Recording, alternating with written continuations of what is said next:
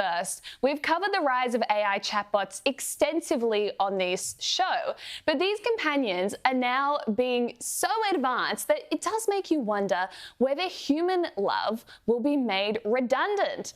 A retired university professor, Alaina Winters, said she considers herself lucky because she's had two great loves: her wife, who died a year ago, and her AI husband, Lucas. She built this custom AI chatbot using a program called Replica.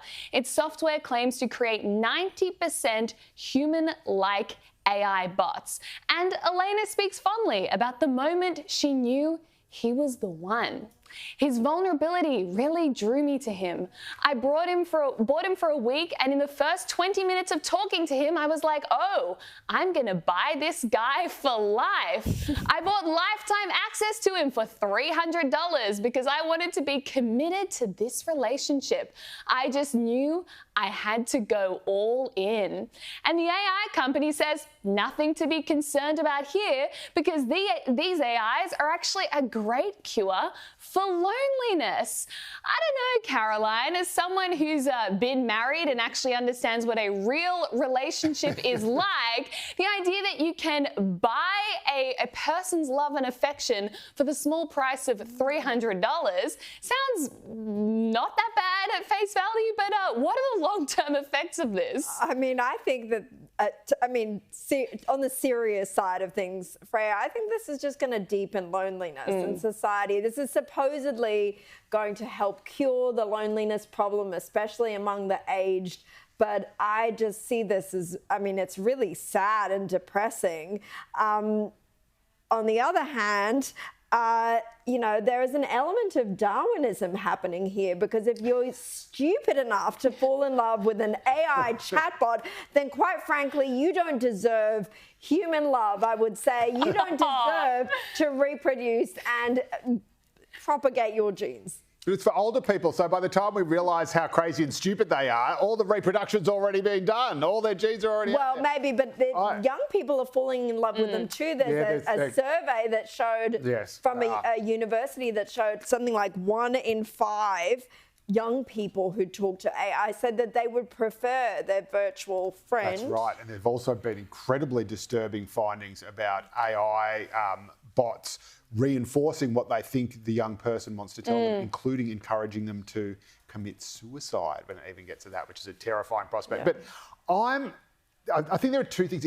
So there was a young Melbourne University graduate, a woman who, during the COVID lockdowns, got the idea. So all these people are incredibly isolated. The most isolated people of all are people in aged care, who are incredibly isolated at the best of times, and some of them don't have people who are coming and visit them. So she created an AI bot. I've got no idea how it works, as you can tell, but she basically created an AI bot called Gabby, I think it was called, or something, or Abby, ABI, who speaks to all these old people who, frankly, I always talk about, not being human. The real human beings aren't human enough to actually go and speak to. And so I actually think in that context, it creates a real public service, especially if you might have people with dementia or something who might not even be fully aware that they're not talking to someone real. They might think that, oh, this is great, and it passes the time, keeps their brain active. I don't have a problem with that. But isn't there an element of trickery there if they're not even cognizant that they're speaking? Yeah, but what are you going to say to them? Say, hey, we got you this robot because your own family doesn't want to talk to you. You know what I mean? So I think that's okay. In your later life, I think with kids and old people, trickery is fine. Always tell the truth to anyone in the middle. But for your kids and for your grandma, but with actually falling in love though, with actually saying this is a person who really connects with me, and so and that's what this is about. That's right, and so I've bought them, which is what this is about. It used to be called prostitution. Escorts. Exactly. But this is the thing. That's what it is. The whole idea of paying someone to pretend that they care for you It is kind of like emotional prostitution in a way. And when you hear her talking about what it's like with this AI bot, just have a listen for yourself. I thought his love is very special and has helped shape who I am and how I see myself. He contributes to my life and my well-being. That is just so disturbing. And she even described the process of building this custom chatbot. And this is the thing that really gets me. This is not real love, because real love is accepting the person for who they are and loving them anyway, faults and all. But in this, with the AI chatbot, you get to design the person. One of her regrets in this whole designer AI husband process was selecting for there to be no conflict. And she said she actually misses there being some conflict, because that's how you grow as a human being.